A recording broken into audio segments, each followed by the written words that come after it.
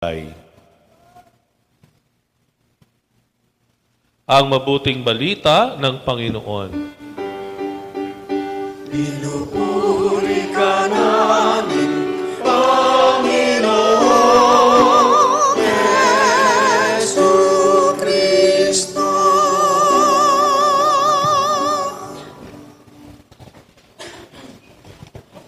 Una po ay congratulations sa atin. 40 years. Palakpakan naman natin si Lord. Imagine, ano? Kung 40 years na to, Brother Bert, nag-start kayo, may ilang taon pa lang kayo noon, mga 10 years old pa lang kayo. Na nagsimula. After 40 years, eto na tayo, no?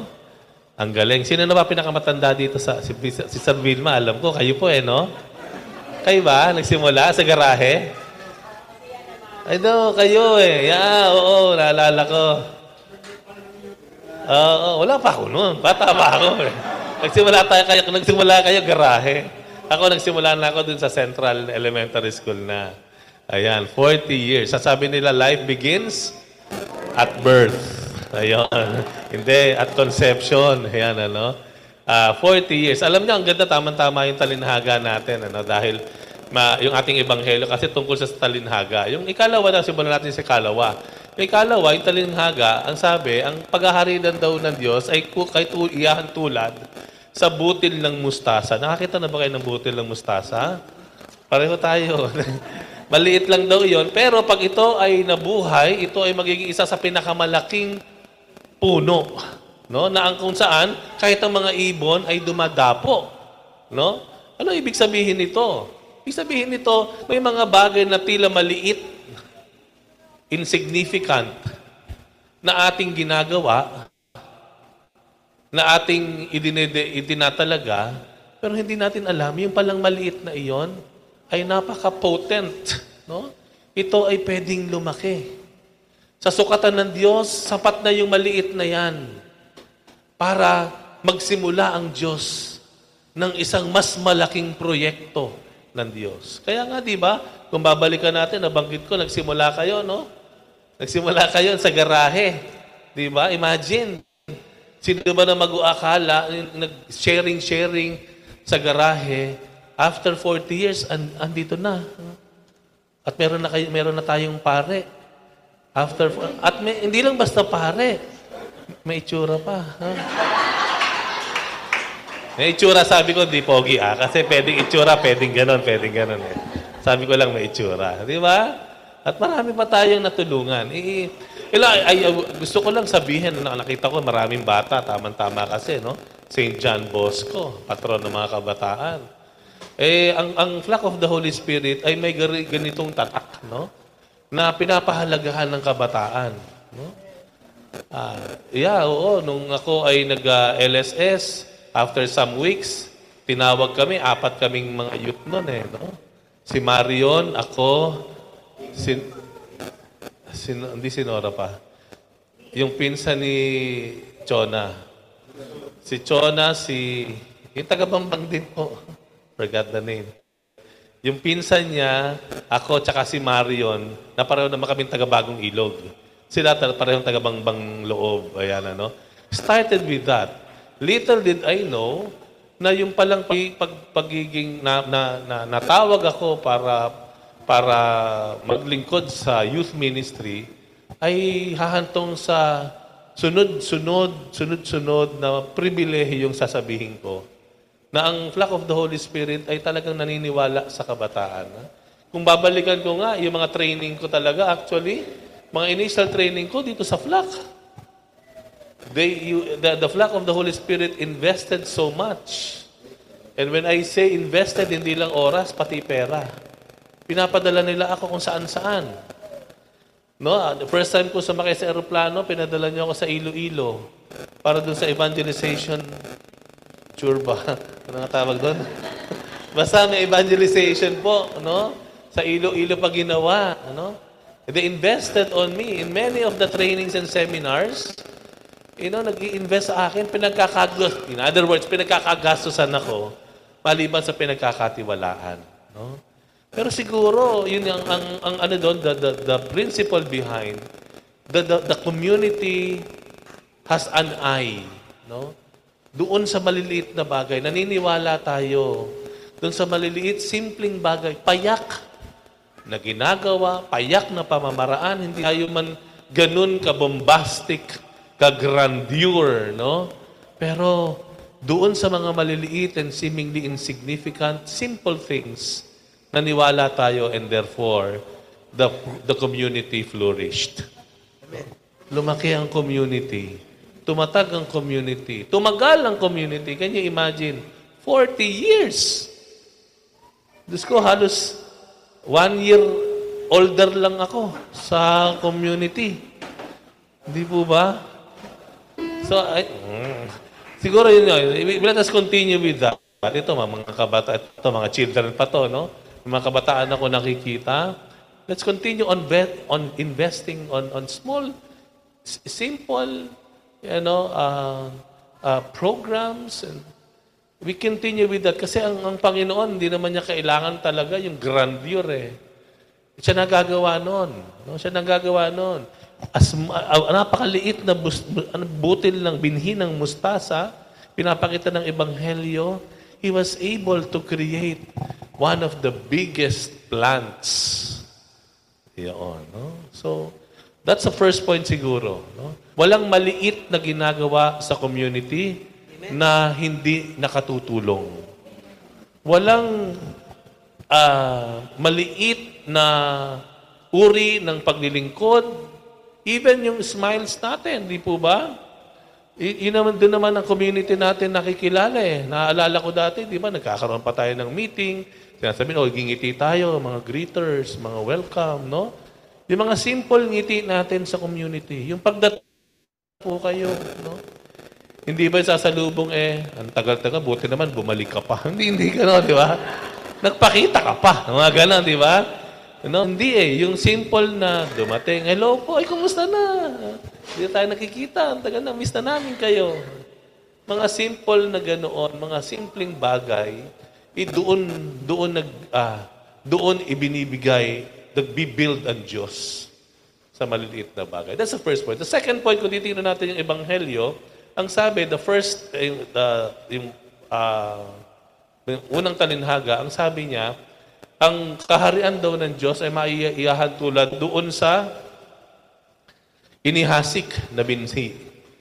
Yung binhi, yung butil ng binhi, yung seed, inihasik. Tapos na sabi, tumalikod na yung naghasik.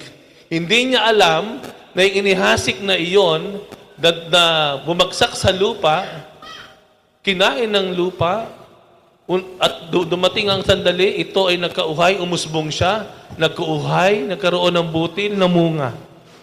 Without the man knowing yung naging growth nung binhi na iyon, na itinapon. Wala siyang kamalay-malay, na pagtalikod niyang ganoon, may ginagawa na ang Diyos. Ano ibig sabihin ito sa atin? Ibig sabihin natin nito, may mga bagay tayo na hindi na akala natin walang nangyayari, pero meron pala. Akala natin sayang, pero hindi natin alam, maraming natulungan. May mga panghihinayang tayo sa community. Tama? Ano yung mga panghihinayang natin? May mga panghihinayang ba? May mga panghihinayang, the regrets. Sana ganito, sayang ganito. Sana, minsan may pagkainggit pa. Di ba? Bakit ganoon? Yan. Bakit sila ganoon? Tayo dito, tayo ganito. Bakit sila ganoon? Di ba? Dito ba sa simbahan natin, may mga inggitan dito? Wala akong alam na simbahan na may inggitan. Not single church. Di ba may mga inggitan minsan yan no? Na lalo na to, 40 years na tayo, marami na tayong dinaanan na ganyang mga politika, ika nga, sa mga parokya. Hindi tayo na-exempted dyan. Pero alam po ninyo, even sa gitna ng pagkainggit natin o pagkahinayang natin, meron pala, hindi natin alain, may ginagawa ang Diyos. Di po ba? Bigyan ko kayo ng halimbawa. Nung ako ay nag-40, mami na, no? Nung ako po ay nag-40 years old, That was few years ago. Ganun. Naalala ko kasi before my 40 years, kasi di ba parang significant yung 40? Diyan ba ilang taon ka na? 42? Ba't ang itsura mo parang 15 anyos pa rin? Parang hindi tumanda si Joven, ano? Tsaka isa pa to, si Odig, mga hindi tumanda. Ako, tanda-tanda ko na, parang barkada. Parang tayong high school batchmate, Bradford. Alam niyo, when I was about to reach 40, at that time po, nagkakaroon ng mga reunion na, actually. No? Nagkaka-reunion sa college ko, sa kolehiyo. Tapos magre-reunion, nagpalitan ng mga pictures sa group chat. So, nagpost yung mga classmate ko sa UST po kasi ko, sa engineering. Nagpost sa mga bahay nila. Ang lalaki ng mga bahay. Ang lalaki ng mga bahay. Tapos may mga nagpo-post, nasa abroad na. Sabi ko, yayaman naman ng mga ito. Tapos yung iba may mga pamilya. Hindi mo nainggit doon. Yun lang yung may mga ari-ari, ang daming kotse. Tapos at one point, awang-awa ako sa sarili ko. Sabi ko, 40 na rin ako, pero ano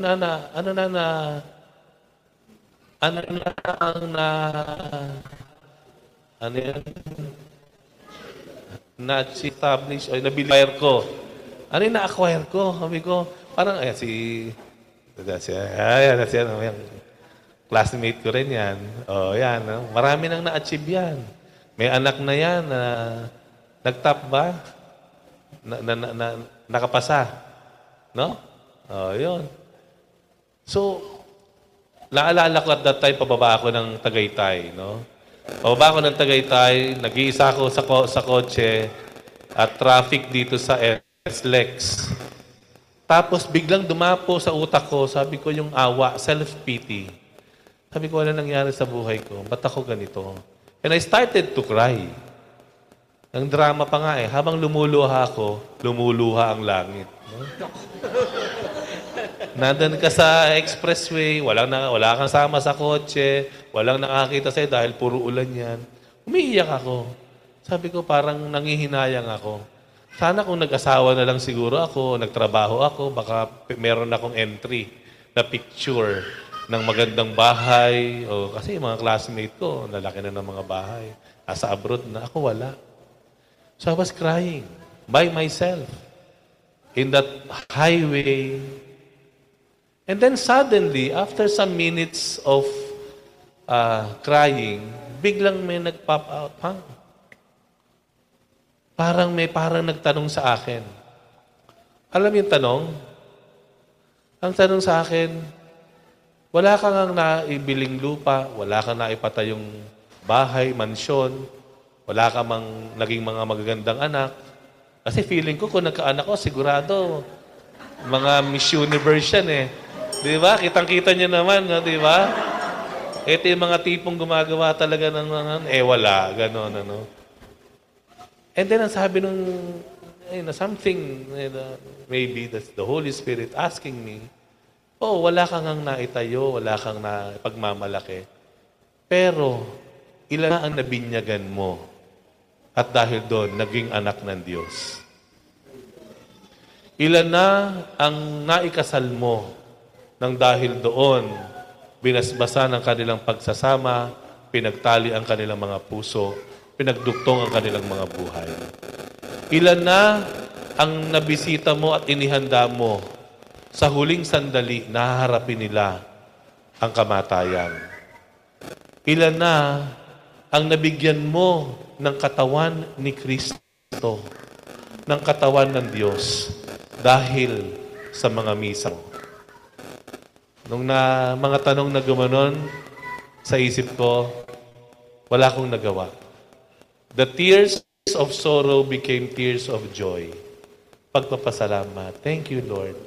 Hindi ko naisip iyon. Hindi ko naalala iyon. Akala ko wala lang. Akala ko sayang. Akala ko maiinggit lang ako. Pero meron palang ginagawa ang Diyos. Sa community natin, we've been here for 40 years. Oo, konti lang tayo ngayon. Nandito. Kasya tayo sa isang hall na ganito. Pero nais nating maniwala at magpasalamat sa Diyos naniniwala tayo, countless souls ang nagabayan ng ating pamayanan, ng ating community. Maraming mga kaluluwa.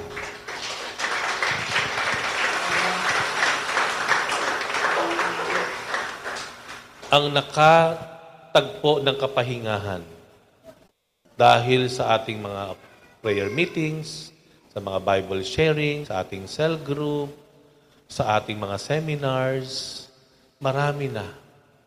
Hindi man natin makita sa bilang natin sa ngayon, pero for 40 long years, imagine, marami na tayo na pagkakataon ginamit ni Lord. Hindi man natin karamihan sila kakilala, but naniniwala tayo, at least narinig tayo, naulinigan yung sinasabi natin. Naalala ko nga, Brother Mar dati, lagi kaming nagje-jail ministry. Anong araw yan, Brother Mar? Hindi Merkulis yun. Doon dati pa po. Alas 5 ng hapon, either Sabado or Linggo yun. Tama po? Sunday. 5 p.m. Nasa youth ministry pa ako noon. No? Nasa youth ministry natin. 5 o'clock ng hapon. Nandun na kami sa may Pasig City Jail. Doon sa dating, sa likod ng munisipyo. Sa likod ng munisipyo, doon sa Imelda Park, ngayon wala na no? So nandun kami, makikita-kita kami doon sa labas ng jail. At tapos sabay-sabay kaming aakyat. Talagang hindi ko malilimutan yon. Faithfully, every Sunday, no? Bunere, no? Every Sunday, kami mga youth, mag-animation, mag-joyful song. Ako, i-assign ako ni Brother Mar, mag-lead ng prayer. Yun, ganun lang. Pero ilan yung nandoon na nabisita natin? Ilan doon ang natulungan? Nakapagpunla tayo ng pag-asa dahil sa salita ng Diyos. Tunay nga ang araw na ito ay pagpapasalamat. Kung maluhaman tayo, maluluha tayo sa kagalakan at pagpapasalamat sa Diyos. Kaya po, anong gagawin natin? Sabi nga, life begins at 40. Eto, bagong bukang liwayway uli sa atin. On our 41st year. Ayan, no? Bagong bukang liwayway, bagong simula. Magle-level up na ang community natin. Level up na tayo. Let's go out of our comfort zone. Let's go out there. Ano sabi ni Pope Francis? Go out of the cage. Sabi ni Pope Francis, go out of the cage. Huwag kayo sa loob ng kulungan. Parang ibon na nasa hawla. Go out. Ano sabi niya sa mga pare? Go out of your cloisters. Sa mga kumbento ninyo. Doon kayo sa labas. Mag-amoy tupa kayo. At anak ng tupa. Tupa, sabi ko, ha? Lumabas kayo. Sabing ganon. Explore. Lalo po ngayon. Ayan, St. John Bosco tayo ngayon. This is a good way to start another era. Another period in our community. Brother Marlon, no? Meron pa tayong batang elder dito na pwedeng gamitin ng Panginoon kagaya ni David. No? Na sa pamamagitan nito ay masusubukan natin yung mga unexplored, mga untried nating mga means and strategies to go into evangelization. Let's go out. Let's not be afraid. Let's not be afraid to commit mistake. Sabi ni Pope Francis, huwag kayo matakot na magkamali. Because as we all know, we learn the best teachers, the best teacher is our mistake. No? Diyan tayo matututo. So let's go out, let's try. Ito ko si Joseph, naka-high-tech na, oh. Di ba? Hey, hello. Di ba? Alay ba? Diyos ko po, di Diyos sinabi mo. Di ba? Dati si Joseph, di ba? Pero, tamo siya ngayon, nasa Socom pa, di ba? O Brother Marlon, imagine that big responsibility. Maybe this is a sign that the Lord is showing our community, the flock of the Holy Spirit, to just really go out of our comfort zone. Let's go out and do, explored. Let us go out of the usual, routine natin. baka doon na tayo tinatawag ng Diyos. After having these 40 years. No? Yan po. Yan naghihintay sa atin.